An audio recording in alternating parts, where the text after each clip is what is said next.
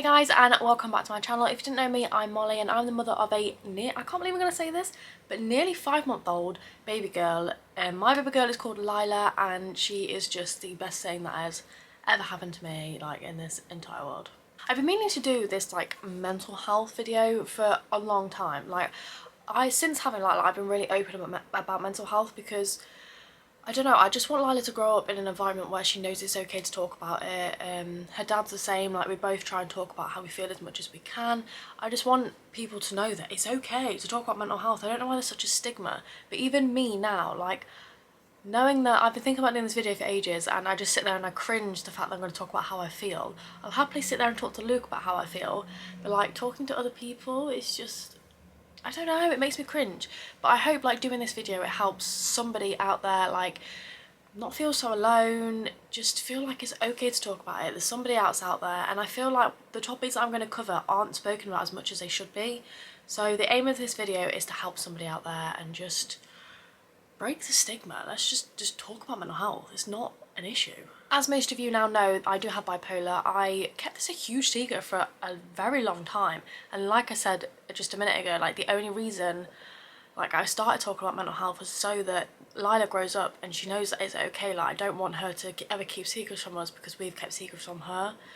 So now that I've opened up, like, it was literally the best thing. Doing that video and posting it online, talking about it, it's made me like so much better. It's made me realise that people are there for you, and people like aren't going to sit there and judge you. They might be judging you in your head, but they don't tell you.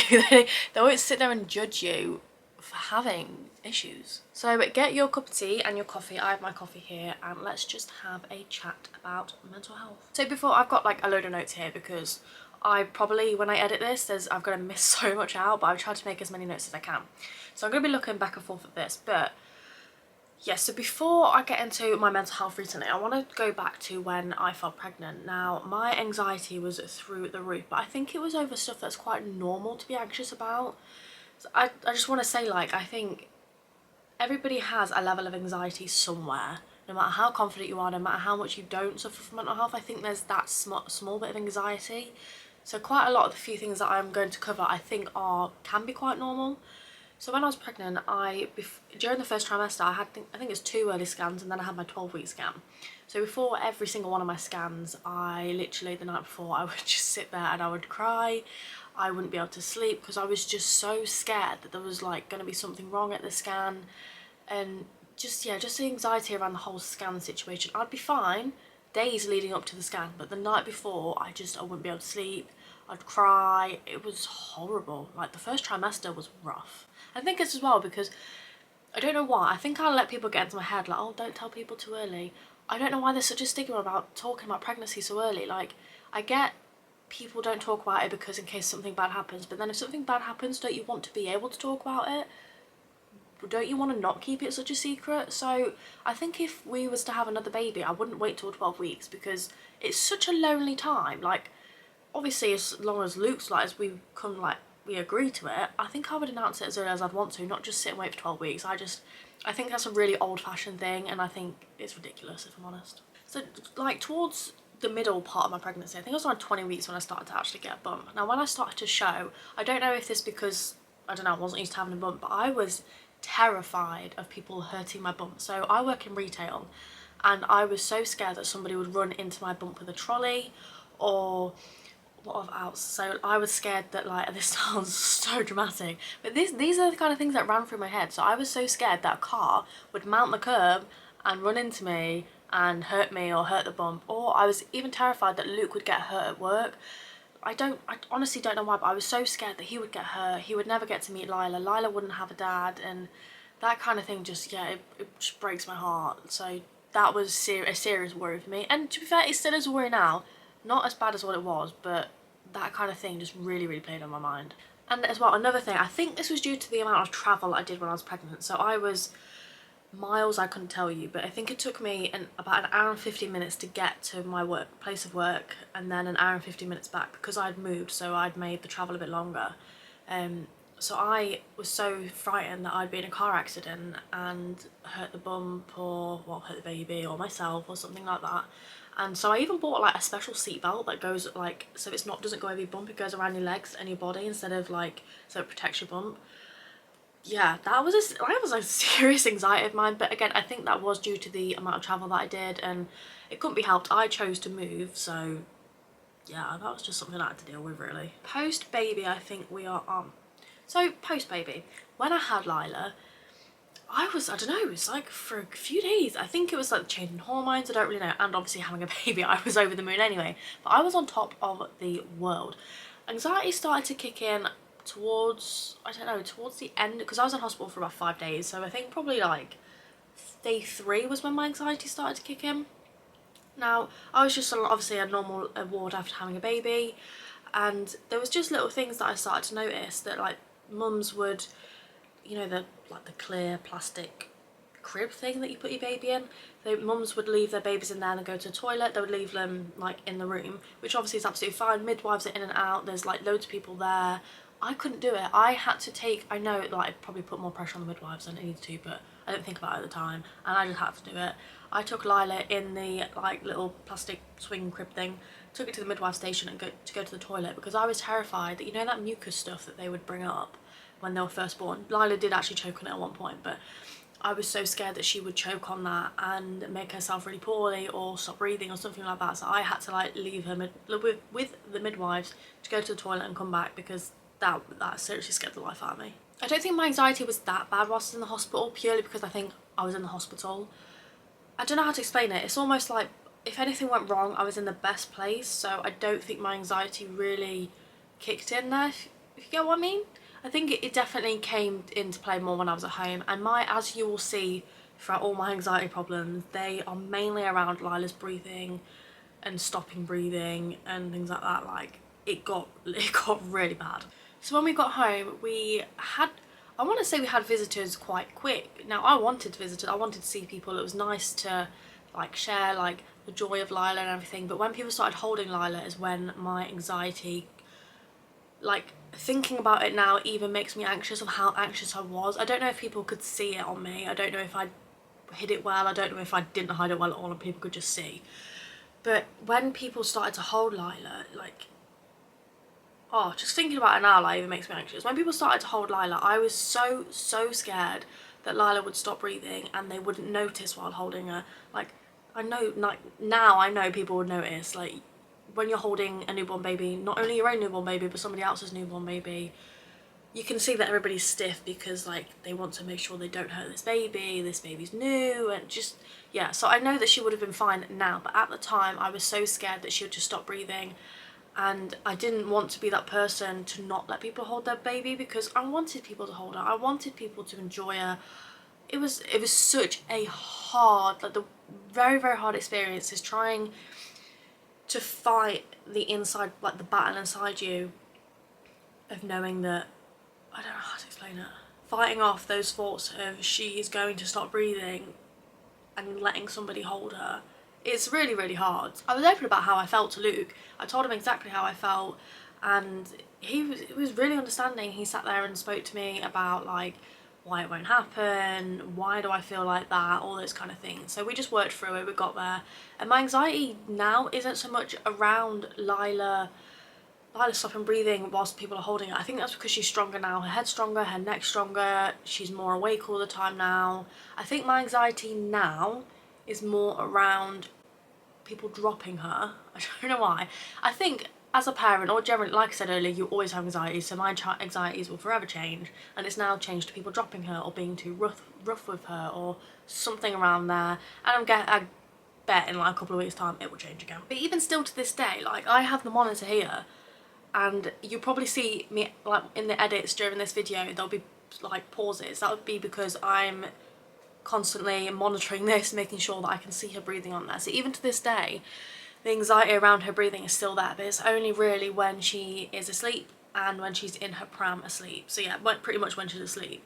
So that's the only time that the anxiety really kicks in. And like Lila's, actually, to be fair, she's always been a pretty good sleeper. We went through a bit of a rough patch a couple of weeks ago, but she's a pretty good sleeper. So last night she slept until 5 o'clock in the morning.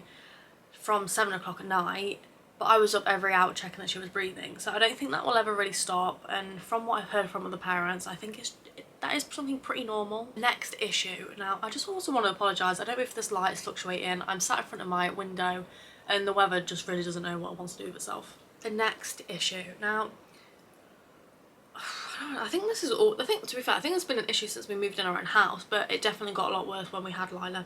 I am a very clean person. I like to clean, I like to keep the house tidy.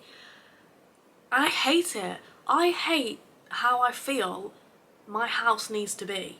I don't know why it's not, we don't really, like, I normally go and see people, so we don't really have that many people that come around the house, so it's not to please other people. It's my brain, it's the way it works. My house has to be clean, everything has to have its set place, and if anything moves out of that place, it honestly, like, I can feel it in my body just like ready to explode. Now, when we first had Lila and we brought her home, probably like well, she was 5 days old when we got home, so probably like a week, just after a week, I was like trying to clean. I was trying to clean the bathroom, I was trying to clean the whole house, trying to clean the skirting boards, hoovering every day, washing the pots.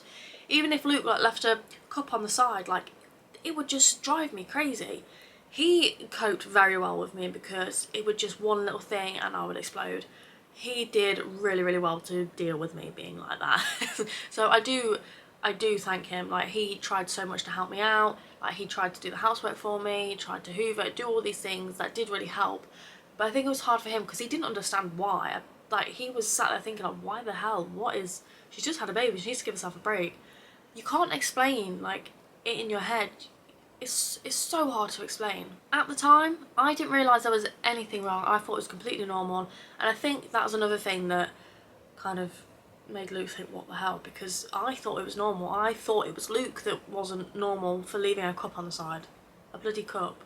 Seriously? Now that I'm getting better and I've got better, I think, what the hell? I should have been resting. I should have been looking after myself. I would not listen to anyone. I was up on my feet, trying to tidy the whole house. It just wasn't going well. I remember speaking, so I'm a part of this mental health like team, and I remember speaking to them and they said, let your house be untidy for a little bit and see how you feel. So I remember starting to leave things around the house, like leave washing around the house. I remember leaving pots on the side, even if it was just a cup or a fork or a spoon, something on the side, or not wiping the sides all the time. I just remember trying to leave things around the house, and it would really, really aggravate me. Like, it would just overwhelm me, but it worked. Like, I don't know how to explain it. Like, doing those things and realising nothing bad's going to happen from having an untidy house definitely helps. So now I can leave the house without doing the whole housework before I leave. I can go out and not worry about what I'm going to come home to, even if it's just some bloody washing on the, the radiator, things like that. I can go out and do it and not freak out when I come home. So I'm definitely glad I'm part of this mental health team. They have helped me so much get over my anxiety, get over my fears, just talk to me. Oh. This light has changed her balance. Hope you can still see. Who is this, huh? Who is that? Hi. Did you sleep so good? Did you sleep so good? Did you? You just so happy? Are you just so happy? I'm gonna try and figure out where I left off from. I'm allowed to talk to other people other than you know. Yes. I don't know if you can hear that playing, but right. Lila, I can talk to other people. Yes, I can. I don't know if I'm going to be able to do this while she's feeding, because she's getting distracted and looking at me and smiling. Am I not? It's still the same day, however, I've got changed. It's a lot later in the day and Lila's just gone down for her last nap. I think she's going now. She's stirring a little bit, but she should be alright. I'm trying to remember where I left off from. I think I was about to tell you about me not leaving the house. So when Lila was first born, everything, I'm not going to lie to you, like the whole time scale, everything's just kind of mushed into one. So I can't remember when I did actually start leaving the house. So as a time frame, I don't really know. this lighting is so bad. The weather really does not know what it's doing with itself at the minute. I'm just going to try and do the video here because the lighting is on my face rather than shadows. So when Alana was first born, to be fair, I think Luke shared my anxiety in leaving the house. We didn't want to leave the house because we were scared that she'll start crying, and because she was a new baby, she was new to us, we were new to her, we didn't know how to settle her at this point. So I was terrified that she would start, to be fair, when she was a very young baby she didn't really cry at all. I was scared that she'd start like screaming or crying in public and I wouldn't know how to settle her. Obviously now I know exactly what to do to settle her, and it does not bother me at all. Wherever we are, I know that I can settle her. It may take 5 or 10 minutes, but I know that I'll eventually be able to do it. But back then I didn't have a clue, and I didn't know what she liked, what she didn't like, and we was all new to it. So that was my first anxiety. My second anxiety was I didn't like leaving the house because of breastfeeding. I was so scared that somebody would come up and say something to me about breastfeeding. Now I know there's a lot of legislations and laws and things like that seriously, the piece of shadow is on my face, just literally on my face. I hope that's a bit better. So breastfeeding. I was so scared that somebody was going to say something to me about breastfeeding. I know that there's like laws and legislation and things like that you can't discriminate against breastfeeding, but there's still people out there, and it's not happened to me personally, but I know people it's happened to, like recently. People get stared at, they get negative comments, they like, even though it's so natural, I'm one of these people, I don't care if you breastfeed, don't care if you bottle feed, I don't care what you do what you want to do that suits your life. I don't understand why people have such like a negative mindset when it comes to breastfeeding babies. I just don't understand. Anyway, so I don't care now, and that is generally due to my mum friends, as I call them, who I go out with every week, and they have just made me feel so much more confident breastfeeding. And if it wasn't for them, I probably still would be nervous about breastfeeding in public. Now I could not care. Don't get me wrong, like if I'm wearing a certain top where it means that my full boob is out, then I do get a little bit but I'm getting there with feeling like completely comfortable. It's just something I think that comes with time and practice really, because at first breastfeeding was so new to me. Now it's just, I don't know, you just get so used to it that it's just so normal. Another anxiety of mine, and to be fair it still is, it's just people touching her. Like I would never in public, or even behind closed doors, if somebody was walking down the street with a pram, I wouldn't stop them and like look in their pram. People still do it to this day. I don't know why people do it, just don't do it. I mean, if you know the person, like if somebody I know came up to me and was like, oh, like started looking at Lila, I think that's fine. But it's when people start touching them or like getting their face in the pram. Not only are we in the middle, well we're not currently, but we were in the middle of a pandemic. Germs anyway are a big no-no to babies, let alone in the middle of the COVID pandemic. It's just don't do it. I mean, we was in a shop the other day and it was sunny, so we had Lila's like, parasol up, so you can't really see into the pram, and she was asleep, so I left it up. And we were stood near a till, and some guy was like, can I look at your baby? I was like, no, she's asleep. And he proceeded to try and look at her anyway, like under the parasol. I'm just like, what are you doing? Don't do it. I'm sorry if you're one of these people that do it. Don't. It gives a parent so much anxiety. Just please don't do it. Perfectly fine, you know, looking from a distance, like, oh, your baby's so cute. I'm not saying, no, don't look at babies. But like, don't get up in their face. Don't put your face in the pram. Don't touch them. Don't put your hands in the pram. They are just some basic no-nos that you shouldn't do, that some people just still do.